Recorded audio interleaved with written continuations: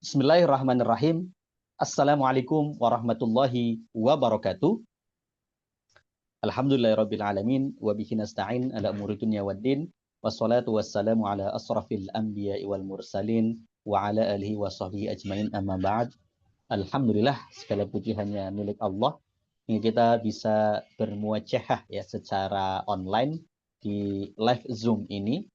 Hari ini hari Ahad tanggal 7 September 2025 bertepatan dengan tanggal ya, sudah masuk ke tanggal 15 Rabiul Awal 1447 Hijriah ya. Dan artinya kita baru saja 2 hari yang lalu ya umat Islam di seluruh dunia memperingati Maulid Nabi Muhammad Sallallahu Alaihi Wasallam, hari di mana Rasulullah dilahirkan. Ya. Kali ini Gema Pembebasan ya di acara Bincang Aktivis mengangkat tema refleksi Maulid Nabi SAW, Indonesia harus berbenah. Ya. Kita tahu negeri ini baru saja dilanda dengan ledakan amarah masyarakat yang luar biasa, dimulai dari acara pidato kenegaraan Presiden setiap tanggal 16 Agustus yang tahun ini dibajukan menjadi tanggal 15 Agustus, yang kemudian ada sesi joget-joget para anggota dewan yang kemudian disorot ya di tengah kehidupan yang sangat sulit dan juga sempit, namun anggota DPR mendapatkan tunjangan dan kehidupan yang begitu mewah. Bukannya kemudian sadar dan empati atas kritikan masyarakat, beberapa anggota DPR mengeluarkan pernyataan yang menyakitkan bahkan menantang rakyat. Ditambah kemudian selanjutnya tanggal 25 Agustus ya, di saat sebagian masyarakat berdemo yang tanpa komando dan organisasi di istana, Presiden membagikan bintang jasa kepada semua tokoh politik dan ketua umum partai politik, termasuk ajudan dan adik kesayangan. Demo berlanjut di tanggal 28 Agustus yang dikomandai oleh Partai Buruh yang berujung pada kerusuhan dan dilindasnya seorang ojol yang sangat muda belia bernama Afan Kurniawan yang sampai meninggal, dan meletuslah kerusuhan di seluruh wilayah Indonesia dari barat sampai timur dengan pusatnya di Jakarta. Demo pun terus berlangsung sampai akhir Agustus ya, bahkan kepolisian sudah menangkap ya ratusan orang ya, di tanggal 25 Agustus 351 orang ditangkap. Kemudian juga di awal September beberapa orang termasuk Direktur Lokataru Del Pedro Marhain juga ditangkap, termasuk juga seorang wanita berusia 26 tahun Tarasati Faizati yang kebetulan juga masih ada hubungan kekeluargaan dengan orang yang diperiksa terkait ijazah Jokowi ya. Ini luar biasa ya. Di saat yang sama ya Presiden hanya mengumpulkan puluhan ya ketua umum ormas Islam di kediamannya di Hambalang. Kemudian juga merespon ini semua, mengumpulkan semua partai politik parlemen dan memberikan pernyataan secara umum pada tanggal 31 Agustus ya, yang meminta masyarakat untuk tetap tenang dan percaya kepada pemerintahannya, yang kemudian menuduh bahwa aksi sejak tanggal 25 sampai akhir Agustus adalah aksi yang anarkis dan ada indikasi terorisme dan juga radikalisme. Ya. Di saat yang sama, ya beberapa waktu yang lalu istana juga menggelar ya istighosah bersama menjelang Maulid Nabi ya.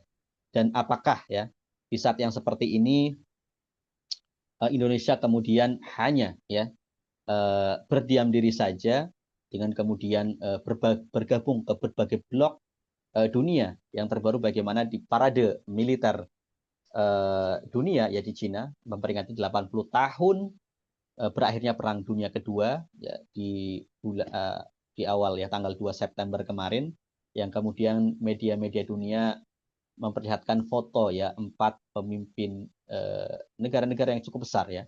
Ada pemimpin Rusia, Presiden Rusia Vladimir Putin, kemudian juga ada Presiden Cina Xi Jinping dan Presiden Korea Utara Kim Jong Un, yang kemudian juga di paling sebelah kiri ada Presiden Indonesia Prabowo Subianto.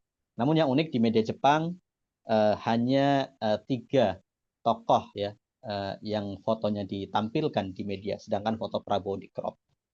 Baik, malam ini kita menghadirkan 2 narasumber ya pemantik. Yang pertama ada Bang Suaib SHMH sebagai praktisi hukum. Yang kedua ada Bang Sidik Robani selaku Ketua Gema Pembebasan. Kita langsung saja ke Bang Suaib. Assalamualaikum. Bang Suaib. Waalaikumsalam warahmatullahi wabarakatuh. Belum nyala kameranya.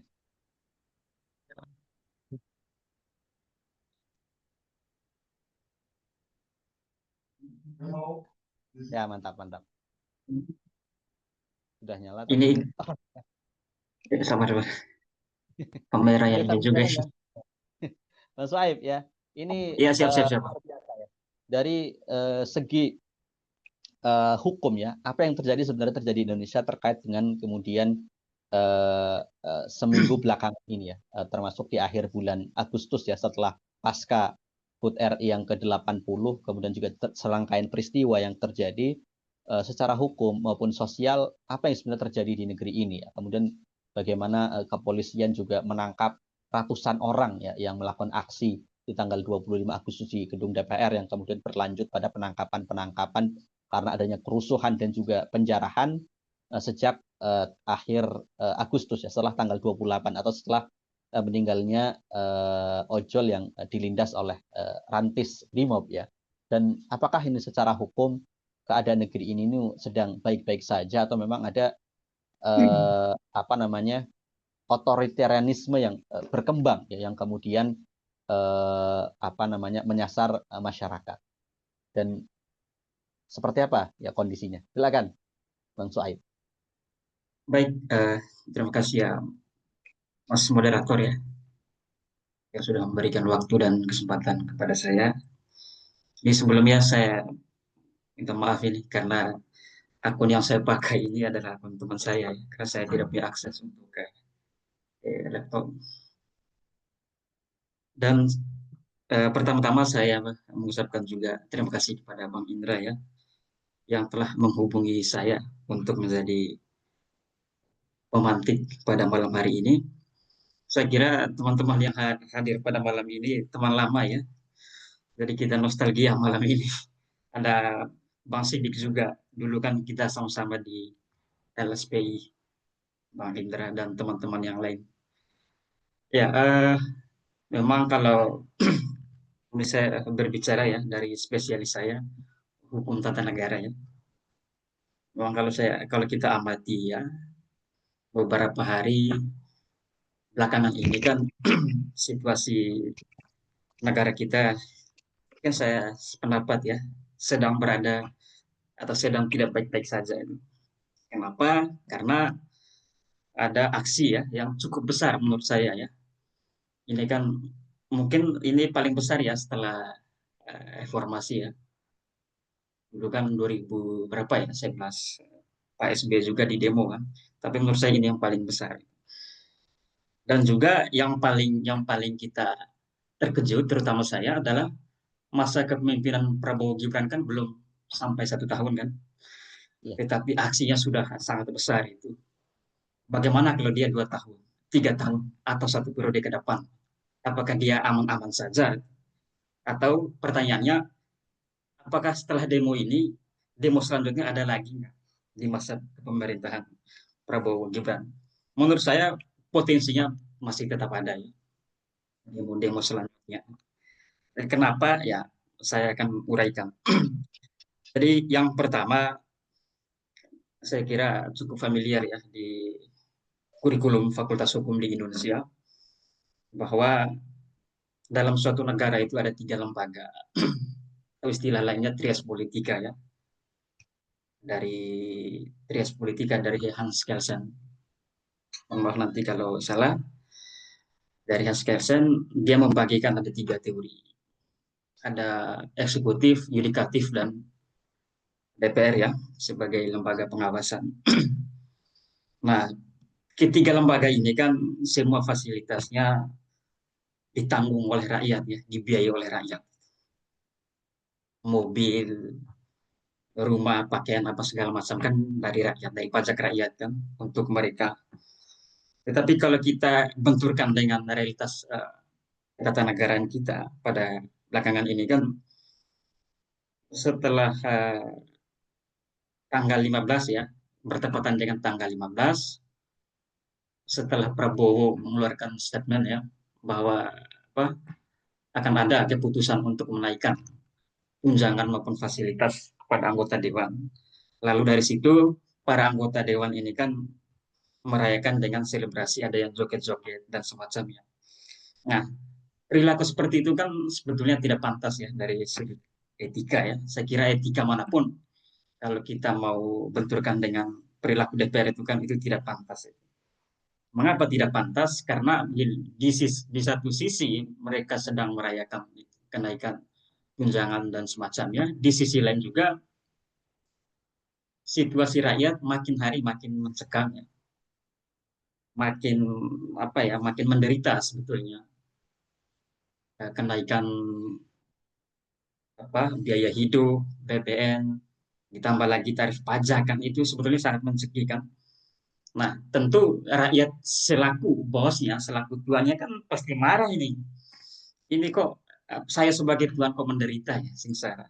Di sisi lain, anggota DPR yang saya kirimkan ke lembaga parlemen untuk menyuarakan aspirasi saya, kok mereka senang-senang. Ini kan tidak pantas. Nah, ditambah lagi dengan kenaikan pajak dan semacamnya selama ini kan, sehingga demo itu menurut saya adalah akumulasi dari keresahan rakyat. Itu poin pertama. Terus kemudian poin kedua, dari sebesar kebijakan Prabowo untuk saya kira periode ini kan sebesarnya adalah efisiensi ya. Jadi menghemat anggaran. Semua lembaga itu dipangkas semua ke apa dananya, terutama lembaga-lembaga kementerian. Tapi di sisi lain kan apa ya DPR terutama ya ditambah lagi kenaikan tunjangan untuk para kementerian, ada kenaikan menurut saya kan sangat kontradiksi ya, sangat apa ya tabrakan ya kan. Di satu sisi ada upaya penghematan atau efisiensi, di sisi lain ada kenaikan gaji para pejabat. Itu kan menurut saya tidak pantas ya. Jadi sangat wajar apabila rakyat bertindak ya, membakar gedung apa segala macam. Menurut saya itu tindakan yang pantas ya.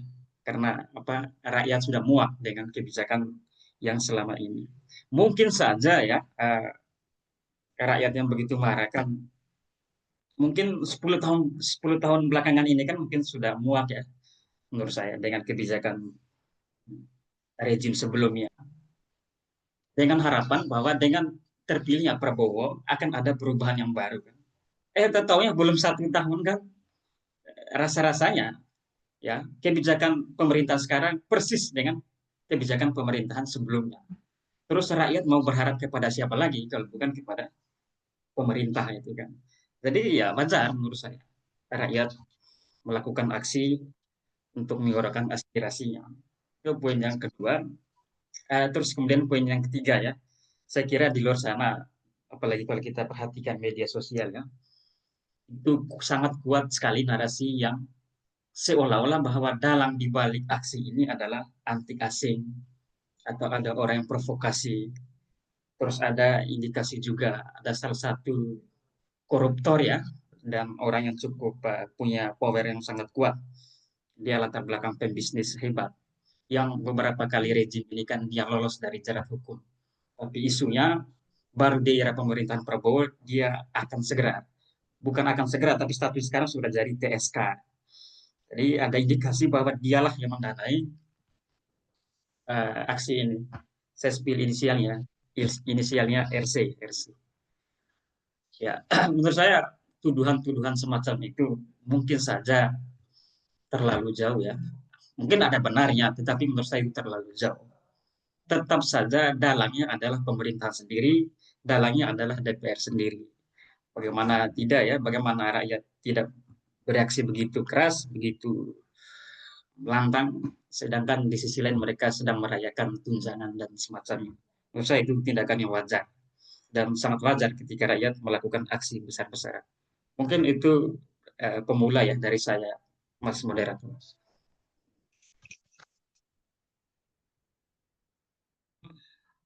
Ya, baik. Bang Suaib ya, apakah yang kemudian tindakan yang dilakukan oleh rezim dengan kemudian menangkap sekali banyak peserta aksi demo yang kemudian berujung pada kerusuhan, baik pada tanggal 25 maupun tanggal-tanggal selanjutnya bisa kemudian meredam amarah rakyat. Bahkan terbaru tuntutan 17+8 kan juga meminta ya anggota wakil ketua DPR ya yang saat itu menerima ya audiensi dengan para peserta aksi yakni Sufmi Dasko Ahmad dari Gerindra mengatakan akan mengakomodasi semua tuntutan dari masyarakat ya termasuk kemudian pada saat itu ada permintaan untuk menelpon Kapolri untuk membebaskan semua orang-orang yang ditahan ya. Namun faktanya sampai hari ini masih ada beberapa orang yang belum dibebaskan ya. Kalau mungkin yang anak-anak yang ditangkap ya anak-anak SMA yang di Jakarta itu kemudian sudah sebagian besar sudah dibebaskan. Bahkan Gubernur Pramono Anung tidak ingin mencabut ya KJP ataupun bantuan-bantuan ke mereka. Namun tadi seperti orang-orang yang cukup penting ya seperti Direktur Lokataru Del Pedro Marhaen, kemudian seorang wanita berusia 26 tahun yang kebetulan itu dia keponakan dari orang yang menjadi saksi terlapor ya yang terkait ijazah Jokowi yang diperiksa belum lama diperiksa oleh Polda Metro Jaya. Ini juga cukup kebetulan ya. Dan ini apakah ini masih ada kaitannya dengan rezim sebelumnya hingga kemudian Polri ini bergerak mengamankan para pendemo dan tidak membebaskan yang kemudian sebenarnya bisa kemudian memunculkan aksi-aksi baru kalau kemudian tidak ada pembebasan para tahanan ini atau seperti apa? Terima kasih ya atas pertanyaannya. Oke, sebelum saya menjawab, saya mau meralat pernyataan awal saya bahwa yang berpendapat tentang trias politika itu bukan Hans Kelsen ya, tapi John Locke. Ya, menurut saya tindakan aparat ya untuk menertibkan aksi ya dengan menangkap, menyiram, segala macam itu kan menurut saya itu tidak tindakan yang tidak pantas ya dan tidak dibenarkan dalam negara yang menganut sistem hukum ya, hukum positif maksud saya. Tetapi kemudian pertanyaannya, nah, tapi setelah aksi besar tanggal 28 itu, dalam mungkin diperkirakan tanggal 30 atau tanggal 31, itu Kapolri mengeluarkan statement ya, bahwa aparat bertindak tegas untuk para demonstran yang anarkis itu diperintah oleh presiden. Kan kita sebagai orang hukum kan pasti menangkap dengan jelas statement itu kan, tanpa ada tanpa ada interpretasi lain. Nah, jadi maksud saya tindakan polisi dalam menertibkan para demonstran itu, apapun dalilnya, itu mencerminkan dari perintah atasan, yaitu presiden. Karena bagaimanapun polisi itu bertindak pasti atas nama perintah atasannya. Jadi menurut saya rasa-rasanya Prabowo sendiri ya selaku presiden ada ketakutan. Dia sangat takut ya dengan aksi yang begitu besar, ya kan? Jadi mungkin menurut dia untuk menertibkan aksi itu cara satu-satunya adalah dengan melakukan tindakan yang represif. Walaupun di sisi lain nanti kan ya polisi sendiri dalam menegakkan pelaku kan harus sesuai dengan Undang-Undang Kepolisian Nomor 2 Tahun 2002. Itu mereka harus mengayomi, melindungi serta mengamankan ya para pelaku demonstran itu. Tetapi kan dalam kenyataannya tidak seperti itu. Justru mereka bertindak sangat anarkis dan pantasnya polisi tidak layak ya bertindak seperti itu. Tapi itu poin saya. Polisi bertindak seperti itu adalah berdasarkan perintah dari presiden. Ini kan sangat presiden yang buruk ya. Bagaimana mungkin seorang presiden ya, bisa memerintahkan untuk melakukan tindakan yang begitu keras terhadap para aksi demonstran. Itu poin yang pertama. Terus kemudian yang kedua, ya memang di media sosial itu beredar bahwa tuntutan rakyat itu 17+8 itu ya, ada 17 plus 8 poin ya.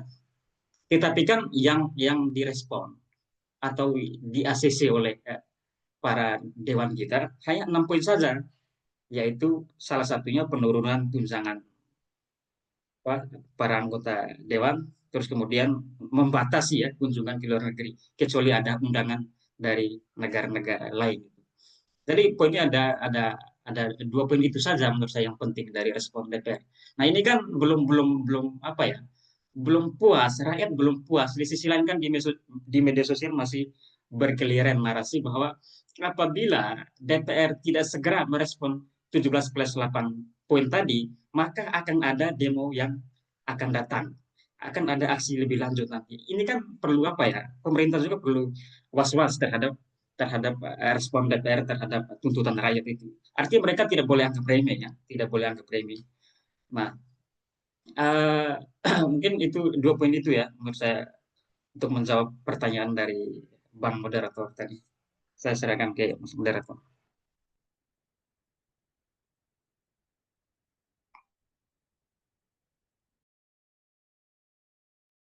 Ya, baik, eh, Bang Suaib ya.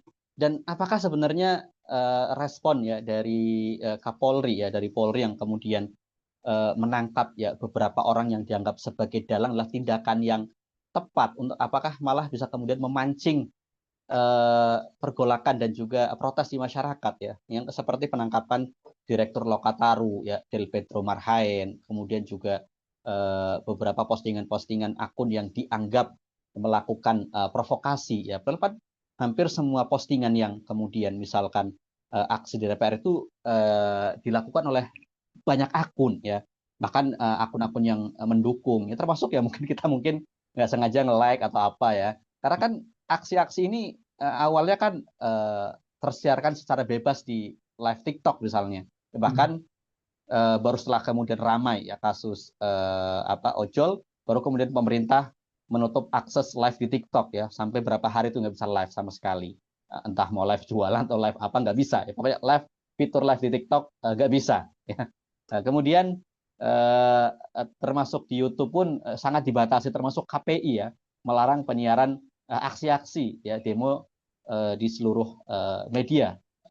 Nah, itu kan luar biasa pembatasannya. Dan kemudian apakah aksi ini masih bisa berlanjut jika kemudian respon dari DPR tidak memuaskan, termasuk juga pembatalan tunjangan 50 juta per bulan untuk perumahan yang kemudian akhirnya diralat cuma hanya untuk 1 tahun ya pembayarannya, artinya untuk 5 tahun 600 juta yang kemudian sudah dihentikan, sebenarnya sudah tinggal 2 bulan lagi, yakni September dan juga Oktober ya, karena dibayarkan sejak Oktober 2024 sampai Oktober 2025, artinya paling tidak DPR sudah mengantongi 500 juta untuk tunjangan perumahan yang sudah tidak didapatkan untuk periode ini.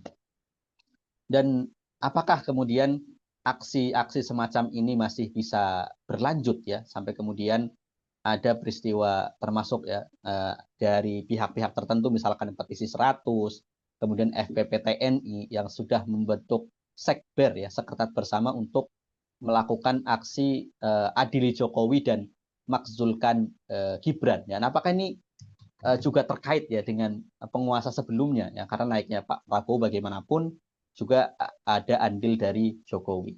Silakan Bang Suaib untuk Ya, mulai komentar. saya kira pertanyaan cukup menantang, cukup kritis. Ya, apa ya? Saya kira langkah Polri bertindak seperti itu kan memang tidak dibenarkan. Tetapi apa ya? Kita melihat bahwa upaya pembatasan terhadap live di TikTok maupun di media sosial yang lain itu kan mencerminkan bahwa pemerintahan Prabowo ini sangat takut sekali. Dia sangat bungkam sekali terhadap kebebasan berpendapat dari rakyat Indonesia kan.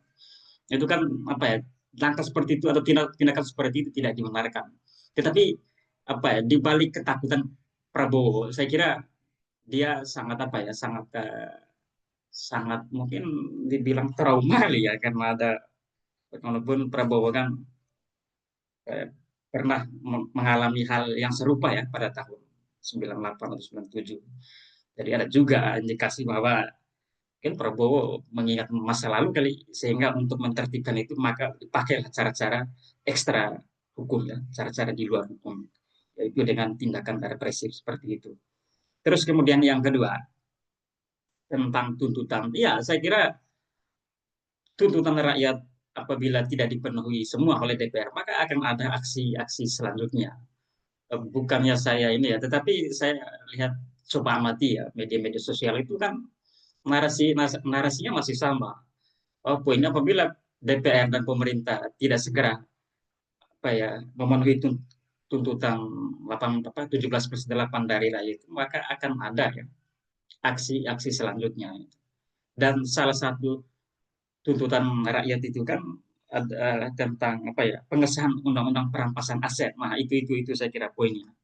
Jadi di satu sisi kan pemerintahan Prabowo apa, melobi ya, mengeluarkan statement bahwa agar undang-undang perampasan aset itu kan segera segera dibuat oleh teman-teman di DPR. Tetapi respon DPR kan masih tarik ulur itu. Jadi belum ada kepastian juga. Nah, ini waspada juga, hati-hati juga ini. Ya kan? Apabila tidak segera ditindaklanjuti, tidak segera merespon, maka ya tidak heran nanti kita ke depannya akan ada aksi-aksi yang begitu besar ya. Mungkin lebih besar daripada ini kan, kita tidak tahu kan. Kan selama ini kan kita tidak pernah bayangkan bahwa akan ada aksi ya. Mungkin tanggal 25 itu kan pure aksi dari teman-teman mahasiswa ya bersama Ojol. Tetapi setelah Afan meninggal pada tanggal 28 itu aksi sangat sangat membludak sekali kan. Dan kita semua sangat terkejut dengan aksi yang begitu besar itu. Ini kan tamparan besar bagi pemerintah bahwa apabila keresahan penderitaan rakyat selama ini tidak diperhatikan, maka jangan heran ya akan ada aksi yang lebih besar lagi ke depannya. Terus kemudian yang ketiga ya tentang uh, interkaitannya dengan rezim sebelumnya. Pasti di benak publik itu pengaruh atau intervensi dari rezim sebelumnya atau Jokowi itu orang-orang tidak kaget ya. Pasti pasti dia ada juga kaitannya dengan aksi besar. Karena bagaimanapun 10 tahun selama beliau memimpin kan kita tidak melihat keberhasilan apa-apa. Justru negara sangat rugi ya kalau kita lihat di rincian utang negara itu kan salah satu indikasi bahwa demo besar-besaran ini masih ada kaitan dengan pemerintahan sebelum. Dan selama selama Prabowo Gibran masih jadi wapres, maka 5 tahun ke depan bayang-bayang Jokowi itu masih ada di benak publik itu. Kecuali mungkin ada situasi yang luar biasa mungkin yang menghantui perpolitikan kita sehingga akhirnya wapres itu turun, ya mungkin ini ya pengaruh Jokowi sudah agak berkurang. Tapi selagi dia masih berkuasa selagi dia masih jadi wapres, maka bayang-bayang Jokowi akan masih melekat di benak publik itu. Ya, mungkin itu ya jawaban saya, moderator. Ya, baik. Bang Soaib ya, tadi terkait dengan rancangan undang-undang perampasan aset, sebenarnya kan Presiden punya hak konstitusi ya untuk kemudian mengeluarkan Perpu ya, peraturan pemerintah pengganti undang-undang yang bisa langsung dilaksanakan dalam hal ini ya, dan itu merupakan hak prerogatif Presiden. Bahkan Jokowi merupakan salah satu presiden yang sering sekali menggunakan mekanisme Perpu untuk menerbitkan undang-undang yang dianggap harus segera dikeluarkan, maka dia terbit Perpu, baru kemudian meminta persetujuan DPR. Dan ini kan juga bisa gampang ya, dengan mudah kemudian Pak Prabowo lakukan mengeluarkan Perpu perampasan aset dan kemudian tinggal diajukan ke DPR. Kan tugas DPR kalau Perpu itu kan tinggal menolak atau menyetujui ya. Dan akan dilihat siapa nanti fraksi di DPR yang menolak. Kan ada 8 fraksi, sangat mudah dibandingkan kalau menunggu respon DPR yang selama ini sangat lemot sekali terkait rancangan undang-undang perampasan aset ya. Hanya janji-janji belaka ya, termasuk juga setelah di demo baru kemudian diantaranya dari 17+8 itu kan baru 6 tuntutan yang kemudian dijawab oleh DPR ya. Dan ini apakah kemudian kemungkinan penerbitan Perpu ini dilakukan oleh Pak Prabowo ya, karena ini kan hak prerogatif Presiden yang bisa kapanpun diambil ya, apalagi melihat situasi yang memang bisa dikatakan cukup darurat ya, dengan kemudian pembakaran kantor DPRD jadi Makassar yang paling parah itu sampai ada korban jiwa, kemudian Mapolda DIY dan beberapa kantor kepolisian yang juga rusak, termasuk kantor DPRD dan juga penjarahan rumah anggota dewan dan menteri. Ini kan sebenarnya keadaan yang cukup darurat ya. Bahkan kan di Jakarta sempat ada jam malam dan patroli gabungan TNI Polri. Ini kan bisa dianggap sebagai sesuatu yang darurat ya. Seharusnya bisa untuk kemudian mengeluarkan Perpu, nanti tinggal menyerahkan mekanisme persetujuannya kepada DPR. Itu kan sebenarnya lebih mudah. Dan seberapa ya Pak Prabowo ini mengeluarkan Perpu atau tidak ini terkait rancangan Undang-Undang Perampasan Aset. Silakan Bang Suhaib. Ya, sebetulnya sah-sah saja ya Prabowo, dan mungkin dalam waktu sekejap itu langsung bisa diterbitkan perpunya. Tetapi yang perlu kita ketahui secara bersama ya, bahwa pembentukan perpu atau pembuatan perpu itu berbeda dengan pembuatan undang-undang.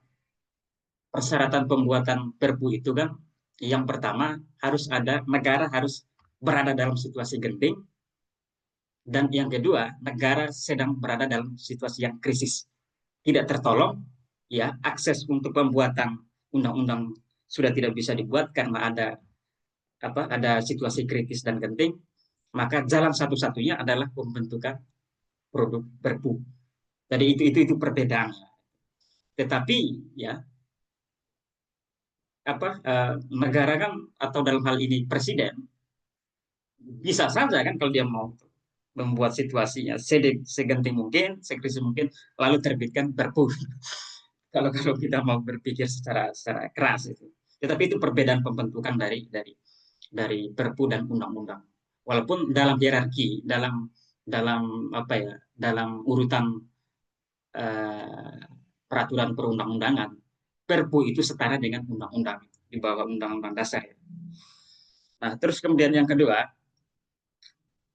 tetapi dalam hal ini pemerintah atau Presiden Prabowo sendiri, kalau dia mau bisa saja itu, karena mayoritas DPR di parlemen itu mayoritasnya adalah partai koalisi kan, partai-partai besar semua itu. Ya kalau dia mau panggil saja ketumnya, perintahkan anggota dewan yang berada di parlemen suruh segera buat undang-undang perampasan aset. Tetapi pertanyaannya, cara itu kenapa tidak digunakan oleh Prabowo? Ya kan? Ya, kalau kita perhatikan, kalaupun undang-undang perampasan aset itu jadi lalu diterapkan, ya menteri-menteri Prabowo sendiri banyak juga yang ditangkap itu. Itu kan imbas dari perampasan aset. Masalahnya kan tentu mereka ya tidak mau ya buat aturan lalu memenjarakan mereka sendiri. Nah, itu sederhananya begitu. Ya, jadi bukan semuanya kesalahan DPR juga, tetapi dari pemerintah dalam hal ini presiden sendiri juga menurut saya tidak serius ya dalam pembentukan undang-undang perampasan aset.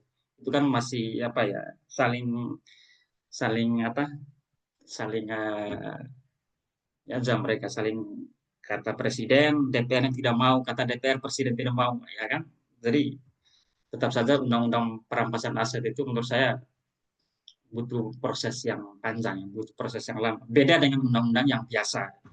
Saya kira waktunya cepat itu. Tapi kalau undang-undang perampasan aset itu kan yang dimana sifatnya sangat politis ya. Jadi menurut saya sangat susah. Tetapi di sisi lain ada aspirasi, ada tuntutan rakyat yang mereka harus hormati, yang mereka harus lindungi. Dan apabila mereka tidak mengindahkan tuntutan itu, maka resiko selanjutnya akan ada aksi besar-besaran lagi. Mungkin itu ya jawaban dari saya. Baik-baik. Terima kasih Bang Suhaib ya. Namun nampaknya hal itu tidak berlaku bagi rezim Jokowi, rezim yang paling sering mengeluarkan Perpu tanpa adanya kegentingan yang memaksa. Salah satulah contohnya adalah Perpu Ormas yang sangat-sangat tidak penting ya, tidak genting ya. Baik, kita lanjut terlebih dahulu ke Bang Benar. Sidik Robani. Assalamualaikum Bang Sidik Robani. Waalaikumsalam warahmatullahi wabarakatuh. Ya, luar biasa ini ya. Di malam Maulid ini ya, maksudnya malam yang ke-15 ya, dan malam ini juga nampaknya ada info gerhana bulan total ya. Kita bisa menyaksikan di seluruh Indonesia. Kalau waktu Indonesia Barat itu jam 11 lebih. Ya. Hmm. Ah, Luar biasa, kita ini katanya gerhana matahari gerhana bulan yang muncul setiap beberapa ratus tahun sekali. Baik, kembali ke tema kita malam ini ya, terkait Maulid Rasulullah ya. Seharusnya apa yang hikmah apa yang harus Indonesia ambil dari Rasulullah ya sebagai uswatun hasanah ya, yang nampaknya negeri ini ya sudah salah jalan ya, sudah berusia 80 tahun sejak kemerdekaannya, namun bisa dikatakan yang namanya kesejahteraan ya hanya beberapa elit atau segelintir orang yang merasakan, untuk kemudian juga pendidikan yaitu juga hanya segelintir yang bisa sampai ke tingkat sarjana ya. Untuk tingkat SMA saja itu ternyata masih sangat minim ya lulusan di kita ya, termasuk juga kesejahteraan para gurunya itu juga sangat sangat jauh ya dari kata sejahtera ya. Ada kabar baik kenaikan tunjangan untuk guru 70 sampai 100%, tapi itu di negara tetangga Vietnam ya, bukan di negeri ini. Ya ini kan luar biasa ya. Bahkan ada video yang AI ya yang kemudian juga dianggap sebagai nyata terkait pernyataan Menteri Keuangan ya, guru dan dosen adalah beban negara. Namun ternyata sudah konfirmasi itu AI ya. Itu yang membuat semua orang juga mungkin menjarah rumah Sri Mulyani karena video AI tersebut ya. Ya, dan kalau kita lihat formula apa yang seharusnya negeri ini ambil ya dari teladan Rasulullah Muhammad SAW ya, agar kemudian tidak salah jalan ya. Dan nampaknya juga pernah disampaikan oleh mantan kepala BIN ya, Pak Kumis, yang baru-baru juga muncul ya, Pak AM Hendro Priyono, yang pernah mengatakan bahwa Indonesia sudah pernah mencoba sistem sosialis ya, gagal ya. Kemudian mencoba sistem kapitalisme, gagal. Tinggal sistem Islam yang belum pernah dicoba ya. Dan apakah dengan mempelajari sirah Rasulullah Indonesia bisa berbenah? Ya, silakan Bang Sidik Robani. Ya, Assalamualaikum warahmatullahi wabarakatuh. Salam kelancaran kapitalisme demokrasi, salam kelancaran komunisme sosialisme, salam kebangkitan Islam. Semoga kita semua dalam keadaan sehat semua. Terkhusus Bang Udin, juga Bang Suaib. Bang Suaib sudah lama tak berjumpa nih. Semoga nanti waktu bisa bertemu lagi ya. Bang Suaib di Jogja ya? Iya, iya, Mas, masih di Jogja ini. Ya, jadi kalau jalan-jalan ke Jakarta boleh berkumpul juga, tapi kalau misalnya saya ke Jogja mungkin bisa tempat Siap, siap, siap. berkumpul lagi. Ya, mantap nih. Habis demo ada refleksi tentang Maulid gitu. Gitu. Jadi bagus sekali tadi diungkapkan sama Bang Udin ketika mengawali pertanyaan ke saya, ada mengutip ayat dari Quran Surat Al-Ahzab ayat 21 tuh. Bagian dari apa namanya ayatnya itu kalau tidak salah berbunyi laqad kana lakum rasulullahi fi uswatun hasanah man kana yarjullaha wal yawmal akhir wa dzakarallaha katsiran. Jadi telah ada pada diri Rasulullah itu uswatun hasanah, suri tauladan tentunya.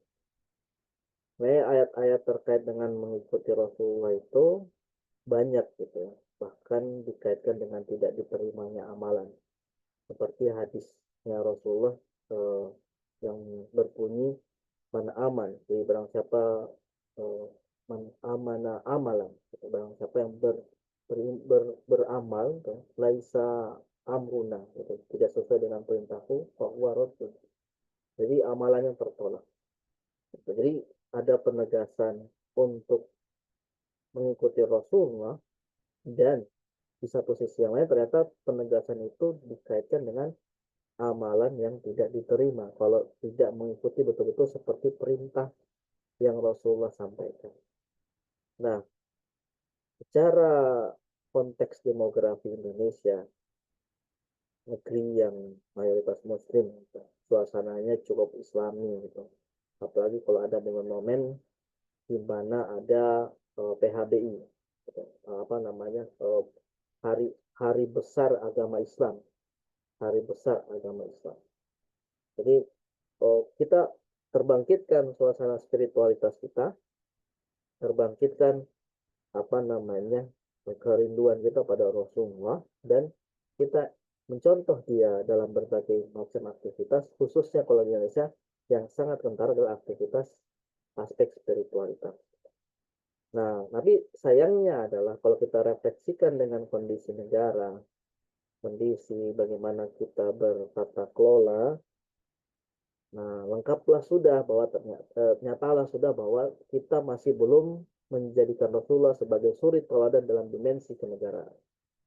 Bagus sekali tadi Bang Sweb mengaitkan itu ada tatanan negaraan kita ini itu disampaikan atau mengikuti nabi dari Prancis, itu John Locke.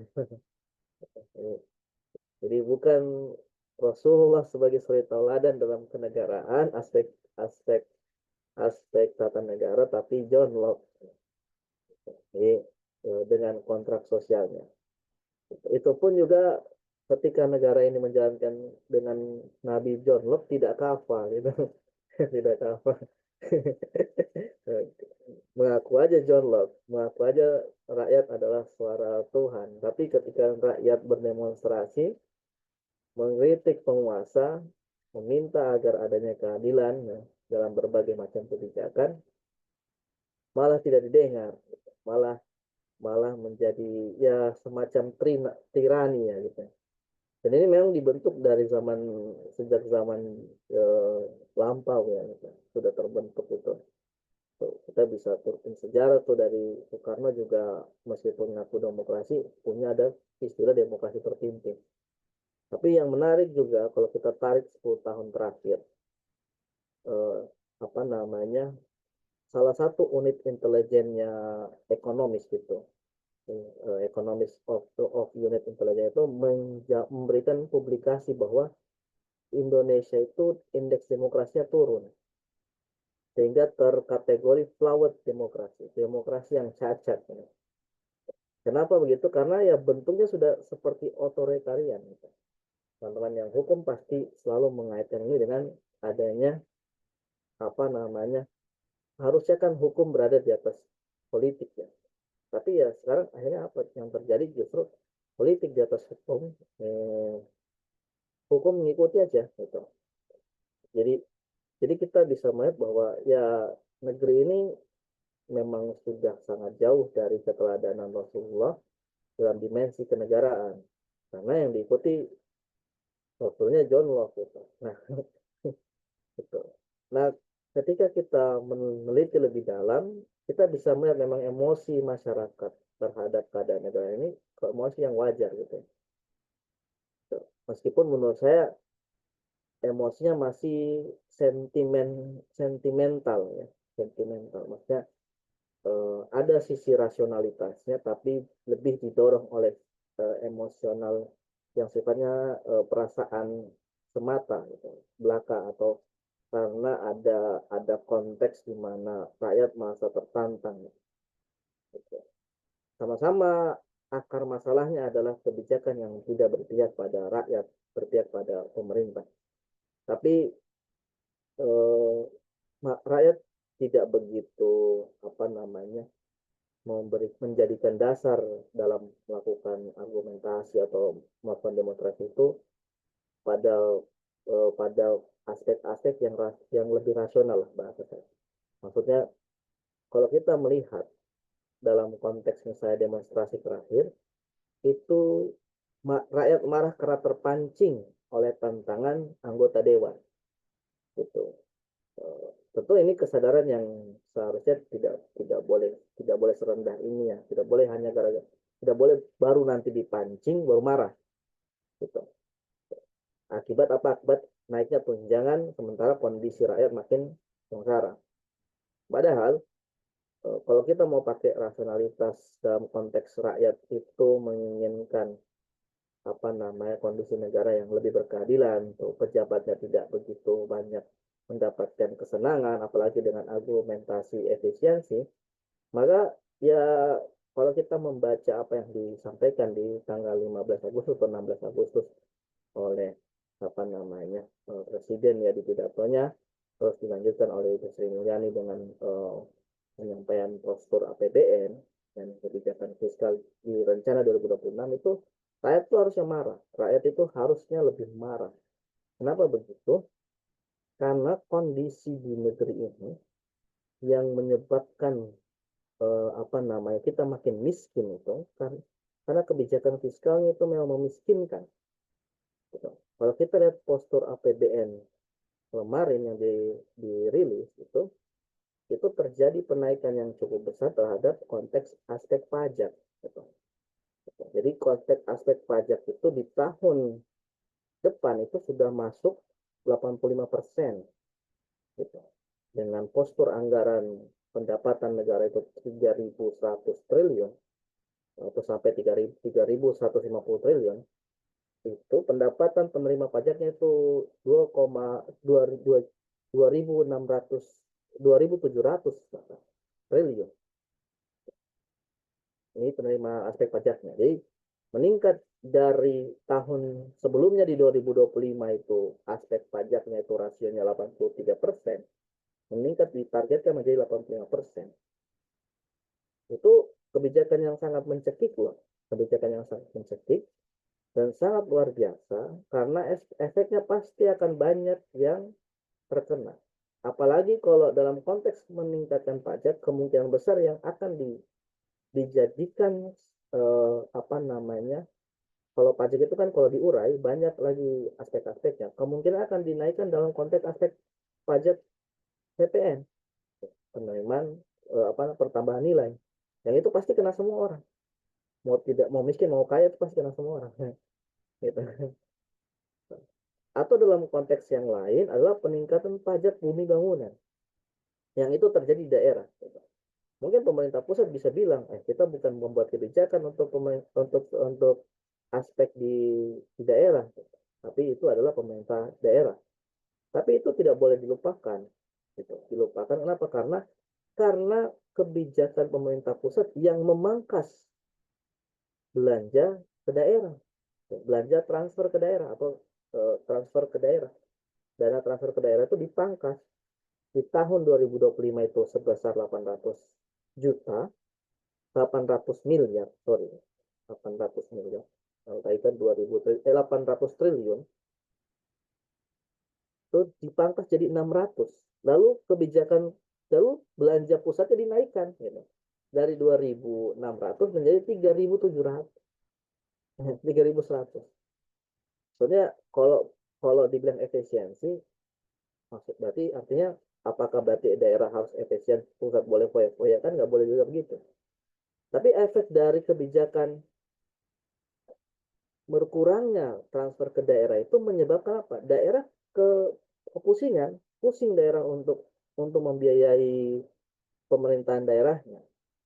Itu yang menyebabkan Pati menaikkan 200% langsung pajaknya, yang menyebabkan pajak bumi bangunan, yang menyebabkan orang demo. Dan tidak cuma Pati. Gitu. Itu akibat dari kebijakan pemerintah pusat. Kalau kita kaitkan dengan demonstrasi orang pada marah akibat menaikkan tunjangannya DPR, kita itu harusnya lebih marah. Lebih marah kenapa? Karena postur APBN 2026 itu pajaknya lebih dinaikkan tinggi gitu. Rencana penerimaan pajaknya gitu. Jadi ini negara merencanakan untuk memiskinkan masyarakat. Memiskinkan masyarakat. Nah, di satu sisi yang lain, pengeluaran pendapatan pajak yang tinggi itu tidak sepenuhnya untuk membiayai infrastruktur, tidak untuk kembali ke rakyat. Kenapa? Karena hampir 50% itu untuk pembiayaan utang. Untuk pembayaran utang. Gitu. Keseimbangan primer di tahun ini di tahun 2026 itu direncanakan minus 39 triliun. Itu artinya apa? Ya, pemerintah mengeluarkan utang lagi untuk membayar bunga utang. Kalau kita lihat kemarin pembayaran utang dan pokok utang itu sebesar 1.100 triliun di 2024.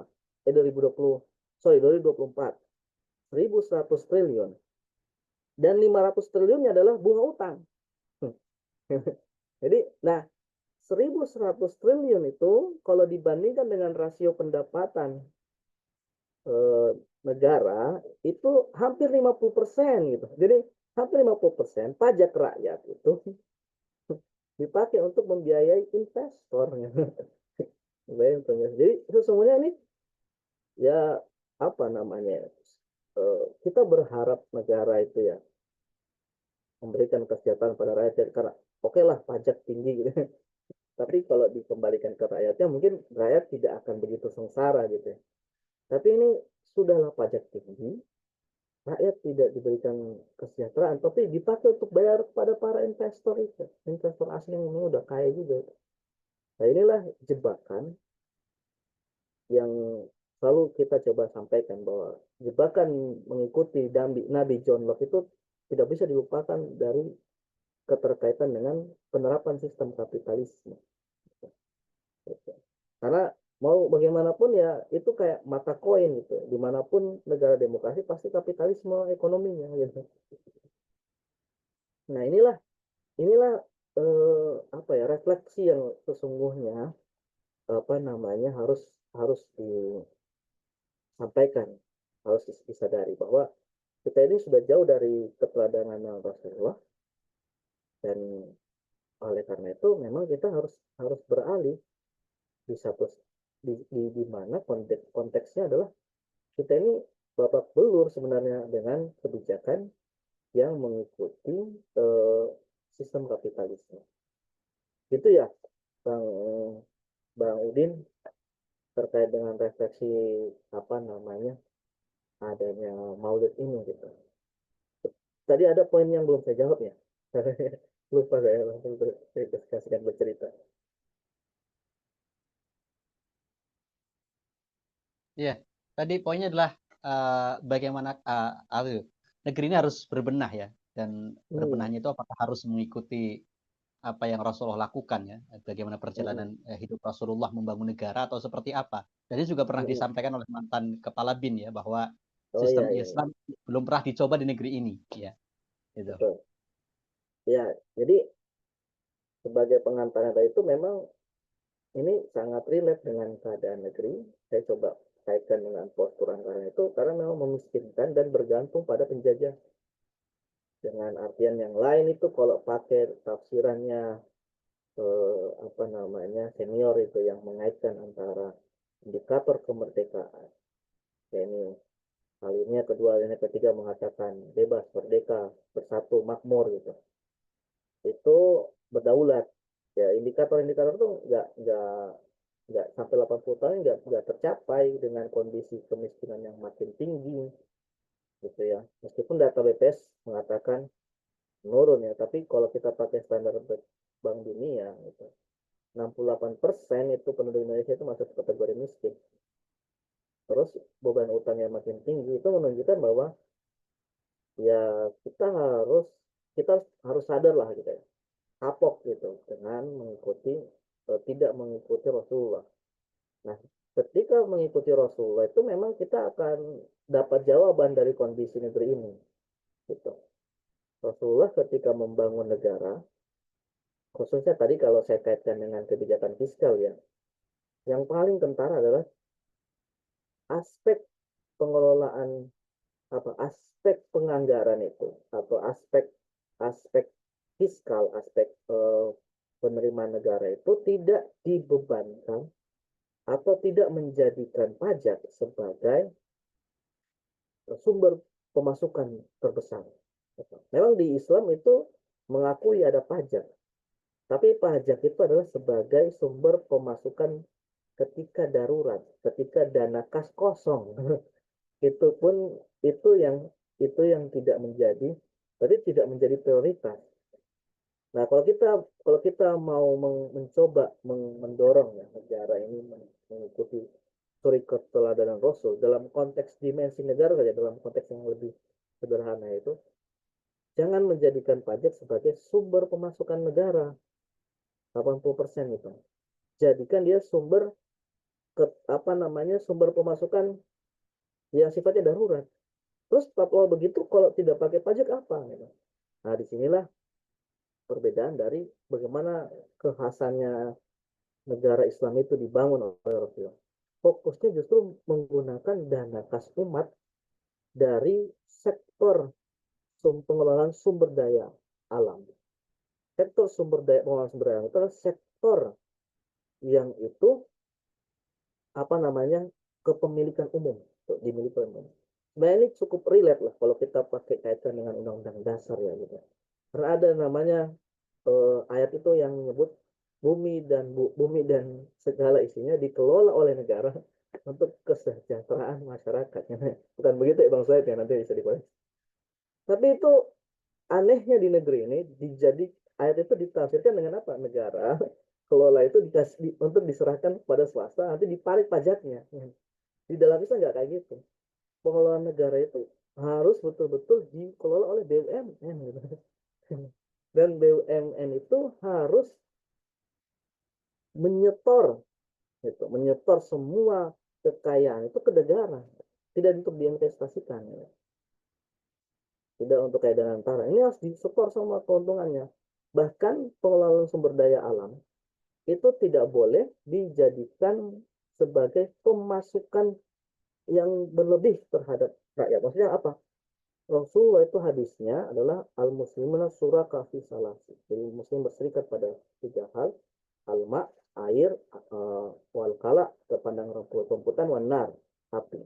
Wasamanuhu haram. Saman dalam arti itu harganya haram. Maksudnya dalam kata ulama, kalau ambil keuntungan dari harga pokok, kalau ambil keuntungan tadi kan lebih dari harga pokok produksi, itu haram. Jadi pengelolaan sumber daya alam itu pengelolaan yang mengharuskan kalau mau orang ambil tuh dikasih harga gitu. Hanya boleh harga pokok. Dalam artian begini, bensin karena termasuk dalam kategori api gitu ya, energi yang masuk dalam kategori anar itu tidak boleh diambil lebih dari harga pokok produksi. Berapa harga pokok produksi bensin? Kata Likwanji almarhum, 1.000 rupiah. 1.000 rupiah. Jadi ini kan sekarang 10.000 dijual ya. Tuh, Anda bayangkan harga BBM itu 1.000 rupiah. Gitu. Harga BBM 1.000 rupiah itu kebijakan fiskal yang sangat memudahkan masyarakat. Gitu. Karena tidak perlu ada biaya lebih untuk melakukan roda perekonomian. Gitu. Gitu. Sehingga apa? Menyebabkan ya masyarakat akan sangat terbantu gitu. Itu baru dari segi aspek pengelolaan sumber daya alam. Jadi kalau kita melihat bagaimana negara itu dijalankan oleh Rasulullah, dia tidak bergantung pada pajak. Dan yang kedua, tidak menjadikan utang sebagai, apalagi bahkan sebagai pemasukan APBN. Maksud dalam artian tidak menjadikan utang asing sebagai pemasukan APBN. Tertolak karena haram justru menjadikan utang asing yang muncul dari negara-negara kafir harbi, kafir yang negara yang mau memerangi kaum muslimin itu dengan nyata itu diambil uangnya. Karena kalau itu diambil, sebagaimana refleksi lah kepada negara-negara khilafah di abad akhir ya, itu negara khilafah Utsmani yang mulai mengambil kebijakan utang kepada negara-negara kafir di Eropa, menyebabkan mereka kehilangan kedaulatan mereka. Kehilangan kedaulatan mereka ini ada dua aspek kalau menurut saya yang cukup bisa disorot.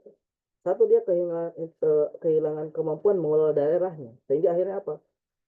Utang negara menumpuk, nggak bisa dilunasi, lunasinya dengan cara menyerahkan perusahaan Suez di Mesir. Itu akibat utang.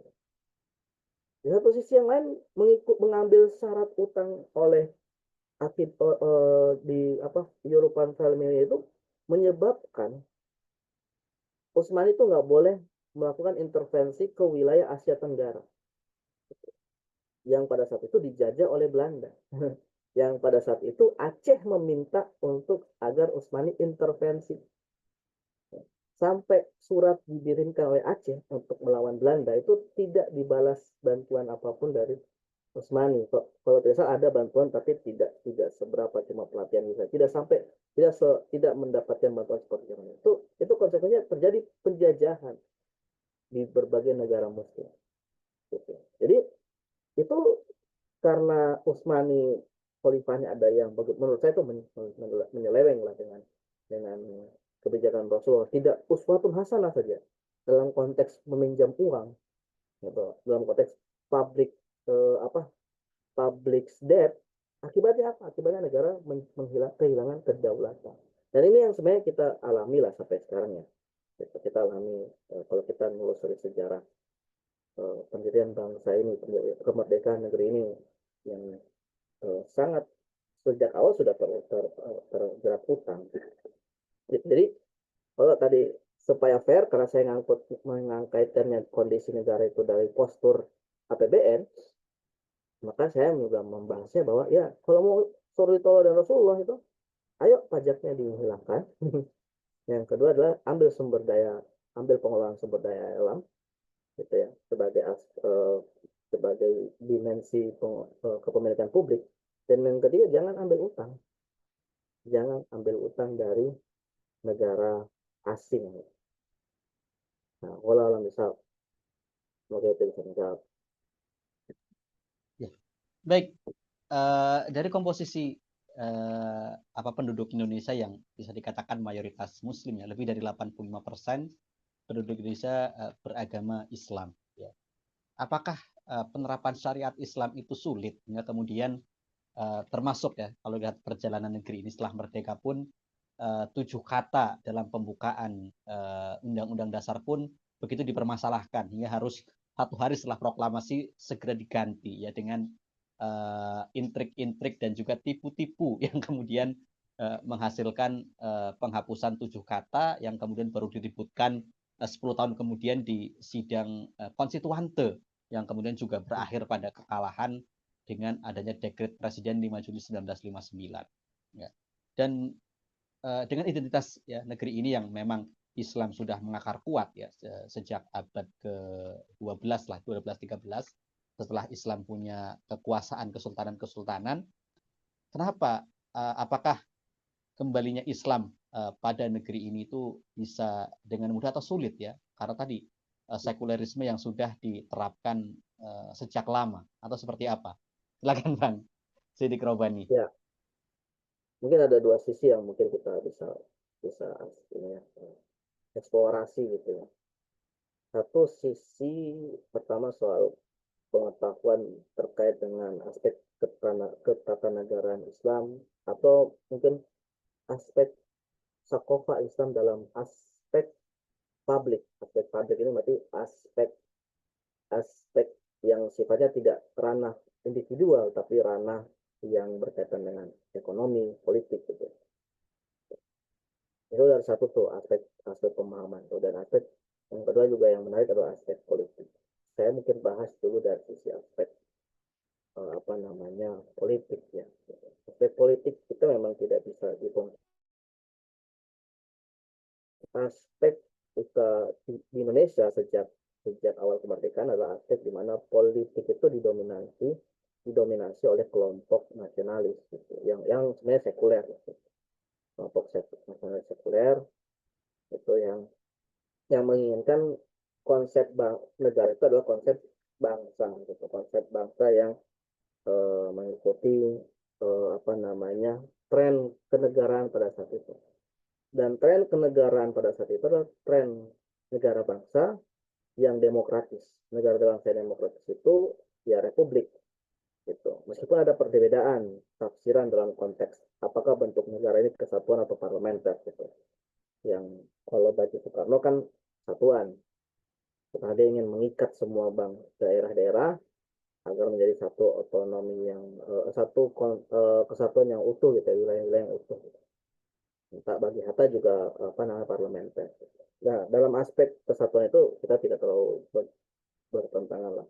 Tapi dalam konteks aspek meregulasi negara, memang aspek pada saat itu sangat populer adalah aspek ide kebangsaan dan ide demokratis gitu, yang tidak berlandaskan pada agama. Kenapa begitu? Ini memang sangat relate dengan konteks di mana Islam itu dipandang hanya bagian dari kesetaraan agama. Tapi di satu sisi yang lain juga memang tidak bisa dipungkiri kelompok nasionalis sekuler itu ya dominan dalam dalam memainkan peran dalam kemerdekaan itu. Dominan, cukup dominan sehingga mengalahkan aspek ke politik kelompok-kelompok Islam. Dan saya juga kurang yakin kelompok Islam pada saat itu cukup kuat dalam memberikan apa namanya paksaan politik gitu ya, paksaan politik. Nah, ya akhirnya terjadilah apa yang terjadi gitu, prosesnya terjadi gitu, prosesnya apa namanya sampai mekanisme sidang konstitusi pun berakhir dengan tidak adanya apa namanya jalan menuju keberhasilan apa namanya keberhasilan ofisiali negara Islam. Bagi saya sih sebenarnya itu konteks yang cukup menarik karena berarti kita bisa memberikan kesimpulan bahwa ya memang yang namanya pilihan politik itu tidak bisa didiskusikan dalam majelis gitu. betul betul biarpun di dalam majelis sebenarnya intrik politiknya cukup kuat gitu kan. Justru bagi saya melihatnya mungkin kaum muslimin keliru ketika menjadikan majelis itu atau pertemuan diskusi itu sebagai aspek apa namanya aspek penentu jalannya negara gitu. Memang beda pikiran gitu, tapi duduk bersama untuk mencari jalan temu akhirnya nggak ketemu gitu, nggak ketemu aspek jalan di mana Islam itu. Bahkan ketika sidang konstitusi sudah menemukan suara mayoritas, kan akhirnya dihentikan dengan dekret ya. Gitu. Karena memang ini bukan soal ngobrol dengan adil, ini soal politik gitu, soal politik gimana politik itu adalah apa namanya putusan sepihak, putusan sepihak. Padahal kalau kita mau mengaitkan dengan konteks realisasi zaman ya, atau beginilah paling sederhananya, hitunglah itu pemilu 19 pemilu pertama 19 itu 55 56. Umat Islam kan sebenarnya paling menang gitu kalau NU digabungkan dengan suara NU dan Masumi gitu. Itu menang telat gitu. Tapi kan bisa dipecah kan ini. Nah, itu menunjukkan bahwa secara politik kalah gitu. Secara politik kalah. Jadi ini aspek yang harus juga diperhitungkan bahwa kalau kita mau mengajukan perubahan negara itu aspek politiknya sangat bermain dan itu harus diperhitungkan. Tapi dari sisi yang lain adalah aspek pemahaman kenegaraannya, aspek konsepsi gitu.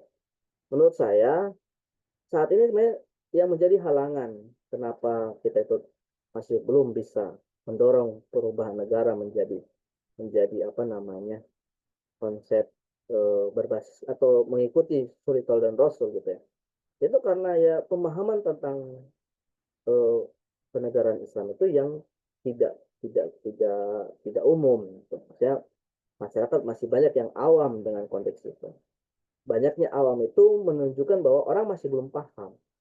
Sehingga orang masih punya pertanyaan-pertanyaan yang harusnya sudah tidak muncul lagi.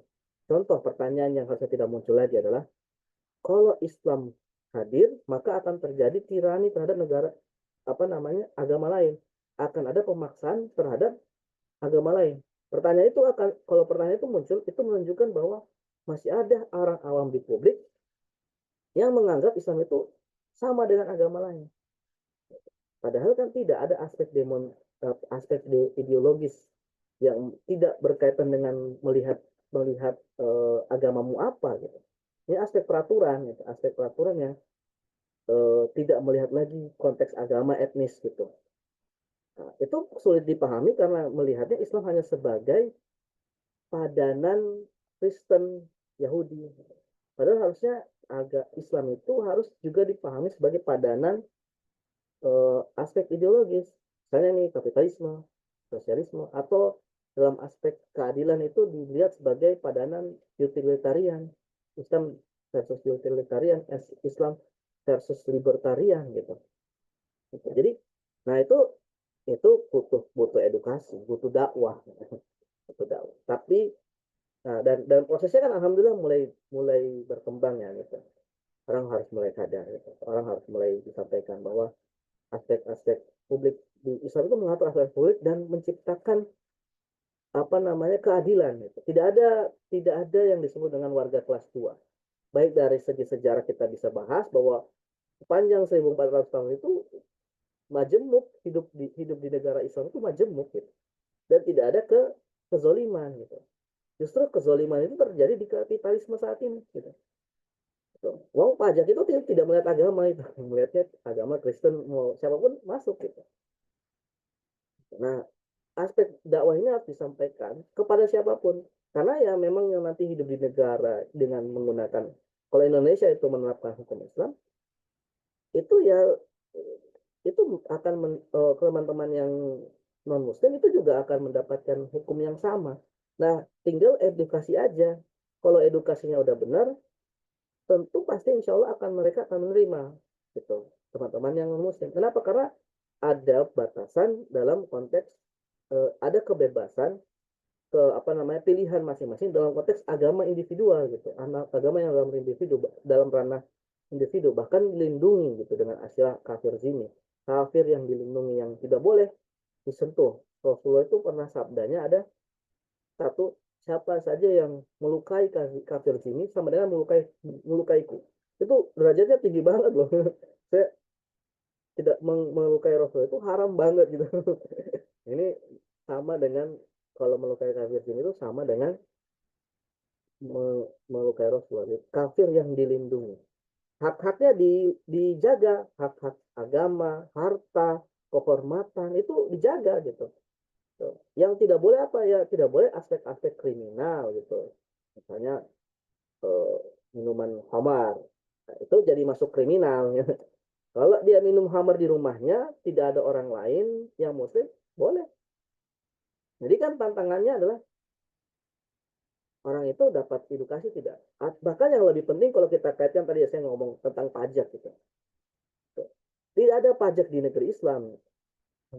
Bahkan kafir zimmi itu cuma diambil apa namanya jizyah. jizyah ya, jizyah. Jizyah itu pun diambil bagi kaum yang memiliki gitu. Jadi kafir zimmi yang punya kekayaan tertentu itu baru ditagih. Kalau kafir zimmi yang tidak memiliki kekayaan yang sesuai dengan batasnya ya, itu nggak diambil itu. Jadi, nah kan kita aneh gitu kalau misalnya sekarang ini mempertahankan aspek dianggap kemajemukan, tapi sebenarnya tertindas semuanya. Gitu. Di Islam itu tidak ada masalah dengan kemujukan, bahkan tidak tertindas karena kehidupan publiknya itu dengan pengaturan Islam akan menyebabkan apa namanya keadilan yang merata, tidak melihat Muslim maupun non Muslim.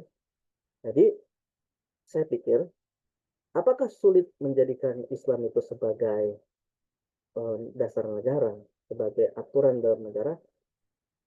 Harusnya eh, harusnya tentu sulit gitu karena kita apa namanya perlu mengedukasi juga perlu membangun basis politik tapi yang penting adalah asal bisa gitu. Jadi kalau pertanyaan diganti apakah bisa menerapkan negara Islam bisa gitu yang penting itu kan itu kalau sulit dan tidak sulit ya ini soal proses gitu soal soal kondisi di mana orang paham dan juga aspek kemampuan politik kita cukup. Semoga dengan begitu kita bisa memahami bahwa tidak ada masalah sulit atau tidak, tapi yang penting kita bisa ada peluang dan memang rasional ketika kita memberikan itu eh, solusi Islam ini adalah solusi yang cukup baik dan bahkan menjamin semua orang. Itu Bang. Ya, baik Bang Sidik Robani. Mungkin yang lain yang hadir di live Zoom ini ada yang ingin bertanya atau memberikan tanggapan ya dari diskusi kita sebelum para pemantik memberikan closing statement. Silakan Bang Arif Rahmatullah, Kak Heni Suhaini, ataupun Bang Indra Gundi, barangkali ada. Bisa langsung nyalakan mic-nya atau lewat chat Zoom.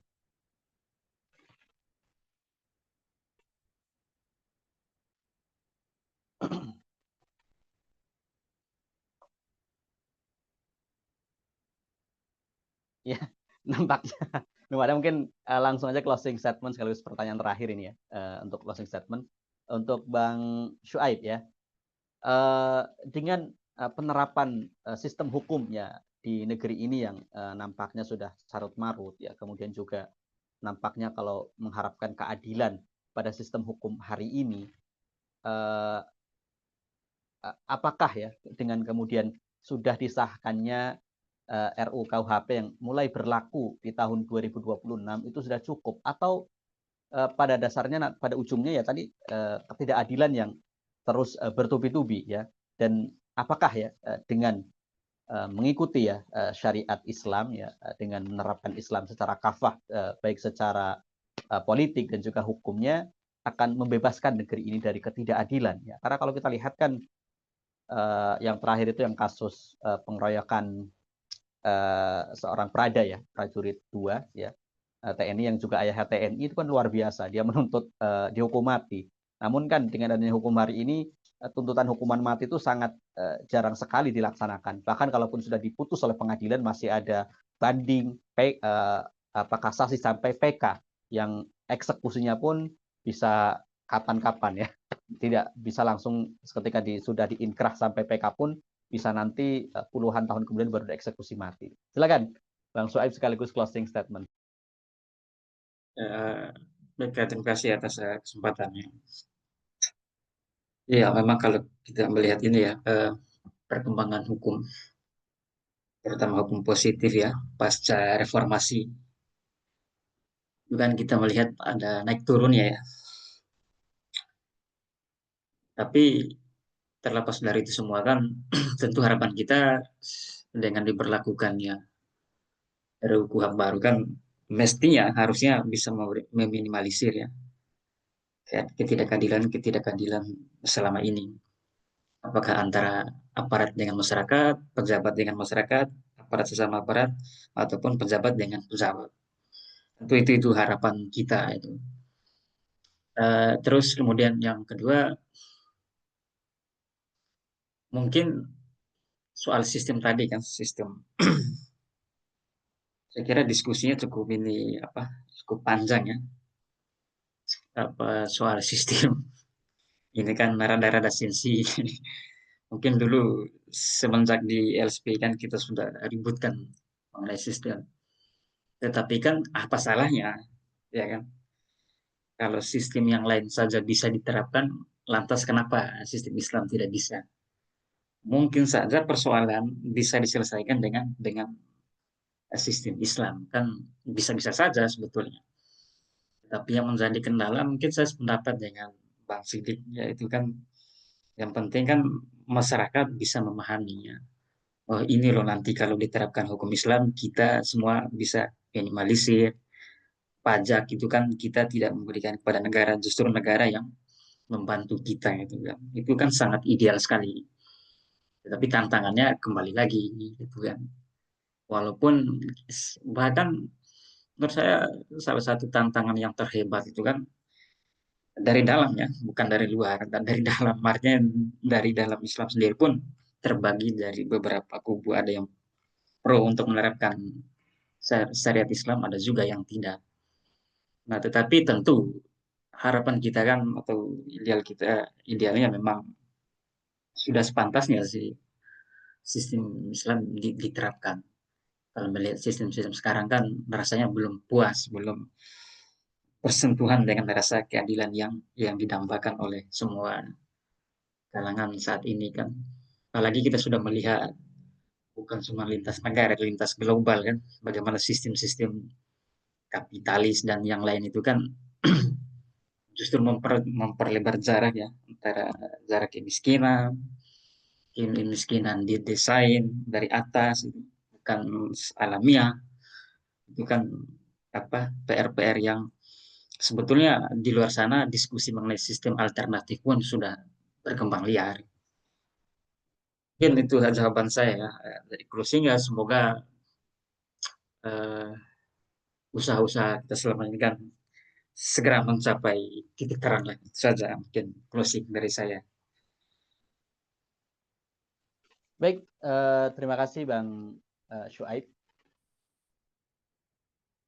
Ya, lanjut ke Bang Sidik Robani memberikan closing statement ya terkait diskusi kita malam ini, dan apakah ya negeri ini dengan menerapkan Islam apakah bisa menyelesaikan berbagai problematika yang sudah menumpuk ya sekian puluh tahun yang tidak bisa terselesaikan dari pergantian 8 presiden ya, dan beberapa kali orde, dari orde lama, orde baru, orde reformasi, sampai orde amburadul sekarang ya, banyak orderan, orde amburadul. Ini apakah dengan Islam ya semua masalah-masalah itu bisa diselesaikan, dan Islam bisa menjawab semua tantangan di masa modern sekarang yang dianggap Islam itu kalau kemudian kembali kepada Islam untuk mundur ke belakang, atau seperti apa? Silakan sekaligus sebagai closing statement. Ya, saya senang sih Bang Fred embrace, mengatakan bahwa ya solusi Islam itu layak untuk dicoba, dan itu yang memang harus menjadi keyakinan setiap muslim, bahwa memang ada tantangan dari sisi internal, yaitu memang menjadikan kita harus makin dewasa, bahwa memang yang namanya Islam itu memang tidak bisa sekedar hanya melihat dari sisi agama KTP saja, gitu. Pak Soekarno itu, atau mungkin yang lebih dahsyat lah, yang membubarkan khilafah itu sendiri gitu. Itu Kemal Atatürk, Mustafa Kemal itu Muslim, agamanya itu Islam. Tapi ya namanya agama Islam belum tentu berideologikan Islam gitu kan ya. Belum tentu menjadikan Islam sebagai aspek atau menjadikan Rasulullah sebagai suri tauladan dalam konteks publik gitu. Karena mungkin tersilaukan dengan sistem nabi yang lain, Nabi John Locke, mungkin Nabi Lenin gitu. Dan itulah memang relate-nya dengan istilah adanya sekularisme gitu ya, pemisahan agama dan kehidupan. Bisa jadi kelihatan sangat soleh di masjid kan itu, tapi ucapannya dalam konteks kebijakan-kebijakan publik sangat-sangat tidak sesuai dengan anjuran Nabi gitu. Nah, dan dalam konteks hal ini sebenarnya ini saya mendorong memang ya, kita harus melihat setiap orang itu dengan berbagai macam rupa gitu ya. Rupa ibadahnya dia, alhamdulillah kita bisa solut, kita bisa contoh bahkan. Tapi rupawan yang spiritual itu juga harus terpatri dalam aspek kenegaraan.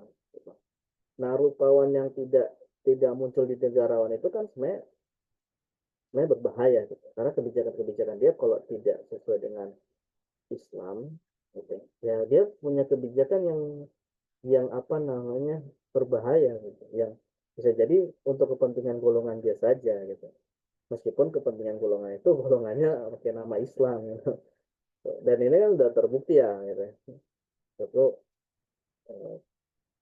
status persoalan hukum terakhir juga masalahnya adalah yang menjerat adalah pimpinan salah satu badan ormas gitu terbesar, Menteri Agama, memainkan aspek haji.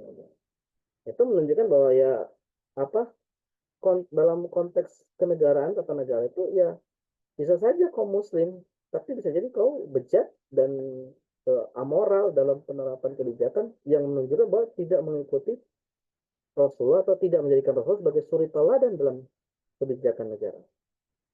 Nah, semoga itu membuat kita makin dewasa dan rakyat makin dewasa bahwa ya wajah Islam itu wajah yang banyak gitu. Wajah dalam politik, wajah dalam spiritualitas gitu. Harusnya dua-duanya itu dimiliki oleh setiap muslim sehingga dia tidak sekuler gitu. Dalam aspek ibadah dia oke, dalam aspek kenegaraan juga dia Islam gitu. Tapi ya realitasnya seperti itu kan, seperti itu. Dan itu yang saya pikir ya tinggal diperbaiki saja bagi yang mereka masih merasa bahwa harusnya negaranya tidak diatur dengan Islam. Karena kalau tidak diatur oleh Islam, tidak dapat solusi kita. Gitu. Kita sudah bolak-balik ini sistem ekonomi dan sistem hukum, jebol terus kita. Boncos terus kita. Karena apa? Ya memang sistemnya tidak didesain untuk mensejahterakan rakyat. Tidak didesain untuk memberikan keadilan yang merata gitu. Kapitalisme itu didesain untuk menciptakan kekayaan bagi segelintir orang. Buktinya apa? Buktinya rasio gini makin tinggi. Walaupun berani negaranya jadi negara diktator dengan memajaki orang-orang kayanya, tapi kan siapa yang berani? Kalau negaranya memajaki orang-orang kaya, nanti orang-orang kaya pindah. Jadi ya ini sistemnya peduli pada orang-orang kaya gitu yang harus diubah. Apalagi yang apa sistem yang kalau mau mengubahnya ya mau tidak mau ya pasti Islam. Maka kita harus paham Islam itu bagaimana tata kelola politik ekonominya, politik kenegaraan. Dan saya pikir itu sesuatu yang sangat harus selalu disampaikan, didakwahi, sehingga kita semua paham. Lalu dengan begitu menciptakan satu kondisi di mana masyarakat menuntut agar keadaan negeri ini diatur dengan Islam. Semoga dengan begitu jadi pendorong yang kuat agar implementasi Islam itu diterapkan dengan jalan yang damai. Saya pikir itu. Semoga jadi dalam malam ini obrolannya menjadi refleksi bahwa ya suri dan Rasulullah itu kalau Indonesia harus kita jadikan sebagai patokan gitu, untuk menjadikan Indonesia berbenah, menjadikan Indonesia apa namanya baik. Kita punya tagline dulu, selamatkan Indonesia dengan syariah. Jadi, saya pikir itu sangat relate lagi lah dengan kondisi saat ini. Sekian. Assalamualaikum warahmatullahi wabarakatuh. Waalaikumsalam warahmatullahi wabarakatuh. Baik, Bang Siddiq Robani, Bang Syuaib ya. Terakhirlah diskusi kita malam ini dan memang nampaknya Indonesia memang harus ya segera mengambil langkah yang tepat ya. Dan itu hanya bisa ya kita dapatkan jawabannya hanya pada Islam ya, bukan pada yang lain ya. Sama yang pernah disampaikan oleh Sang Jenderal Sepuh ya, Abdullah Mahmud Hendro Priyono pada tahun 2009 yang lalu, bahwa Islam belum pernah dicoba. Dan kalau dicoba pun bukti keberhasilannya sudah tercatat secara gemilang dalam sejarah yang cukup panjang yang nampaknya tidak perlu diragukan lagi. Ya walaupun mungkin dengan alasan jumlah penduduk zaman dulu tidak sebanyak sekarang. Ya, faktanya di zaman dulu yang penduduknya tidak sebanyak sekarang, namun wilayah yang begitu luas, Islam mampu mensejahterakan wilayah yang cukup luas. Misalkan di masa Khalifah Harun ar-Rasyid ataupun Khalifah Umar bin Abdul Aziz yang sangat terkenal yang sampai harta zakat menumpuk di Baitul Mal. Demikian diskusi kita malam ini dan nantikan diskusi-diskusi lainnya dengan tema aktual dan menarik. Kita akhiri diskusi kita malam dengan hamdalah dan doa kafaratul majelis. Alhamdulillahirabbil alamin. Subhanakallahumma wa bihamdika asyhadu an la ilaha illa anta astaghfiruka wa atubu ilaik. Terima kasih. Assalamualaikum warahmatullahi wabarakatuh.